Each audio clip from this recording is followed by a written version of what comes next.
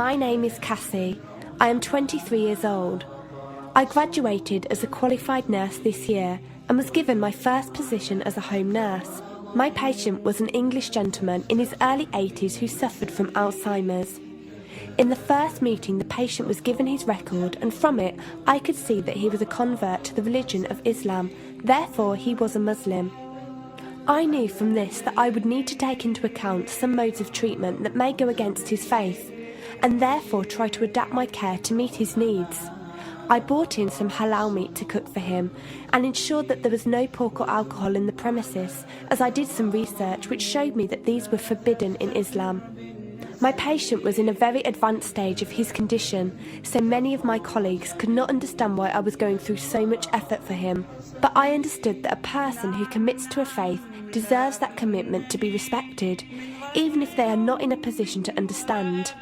Anyway, after a few weeks with my patient, I began to notice some patterns of movement. At first, I thought it was some copied motions he'd seen someone doing, but I saw him repeat the movement at particular times: morning, afternoon, evening.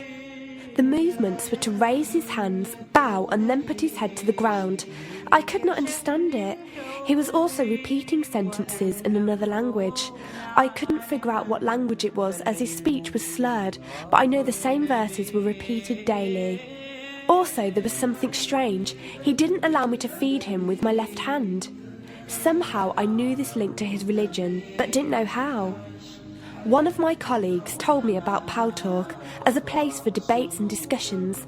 As I did not know any Muslims except for my patient, I thought it would be good to speak to someone live and ask questions. I went on the Islam section and entered the room True Message. Here I asked questions regarding the repeated movements and was told that these were the actions of prayer. I did not really believe it until someone posted a link on the Islamic prayer on YouTube. I was shocked. A man who has lost all memory of his children, of his occupation, and could barely eat and drink, was able to remember not only actions of prayer, but verses that were in another language. This was nothing short of incredible, and I knew that this man was devout in his faith, which made me want to learn more in order to care for him the best I could. I came into the Pal Talk room as often as I could, and was given a link to read the translation of the Quran and listen to it.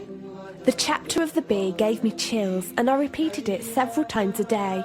I saved a recording of the Quran on my iPod and gave it to my patient to listen to. He was smiling and crying, and in reading the translation I could see why. I applied what I gained from Pal Talk to care for my patient, but gradually found myself coming to the room to find answers for myself. I never really took the time to look at my life. I never knew my father. My mother died when I was 3. Me and my brother were raised by our grandparents, who died 4 years ago, so now it's just the two of us. But despite all this loss, I always thought I was happy, content. It was only after spending time with my patient that I felt like I was missing something. I was missing that sense of peace and tranquility my patient, even through suffering, felt. I wanted that sense of belonging and a part of something that he felt, even with no one around him. I was given a list of mosques in my area by a lady on Pal Talk and went down to visit one. I watched the prayer and could not hold back my tears. I felt drawn to the mosque every day, and the imam and his wife would give me books and tapes to welcome any questions I had. Every question I asked at the mosque and on Pal Talk was answered with such clarity and depth that could do nothing but accept them. I have never practiced a faith, but always believed that there was a God. I just did not know how to worship him. One evening I came onto Pal Talk, and one of the speakers on the mic addressed me. He asked me if I have any questions. I said no. He asked if I was happy with the answers I was given. I said yes. He then asked what was stopping me accepting Islam. I could not answer. I went to the mosque to watch the dawn prayer. The imam asked me the same question. I could not answer. I then went to tend to my patient. I was feeding him, and as I looked into his eyes, I just realised he was brought to me for a reason, and the only thing stopping me from accepting was fear. Not fear in the sense of something bad, but fear of accepting something good and thinking that I was not worthy like this man. That afternoon I went to the mosque and asked the imam if I could say my declaration of faith, the Shahada. There is no God except Allah. Muhammad is Allah's messenger. He helped me through it and guided me through what I needed to do next. I cannot explain the feeling I felt when I said it. It was like someone woke me up from sleep and sees everything more clearly. The feeling was overwhelming joy, clarity, and most of all, peace. The first person I told was not my brother, but my patient. I went to him, and before I even opened my mouth, he cried and smiled at me. I broke down in front of him. I owed him so much. I came home and logged onto Paltalk and repeated the Shahada for the room. They all helped me so much, and even though I had never seen a single one of them, they felt closer to me than my own brother.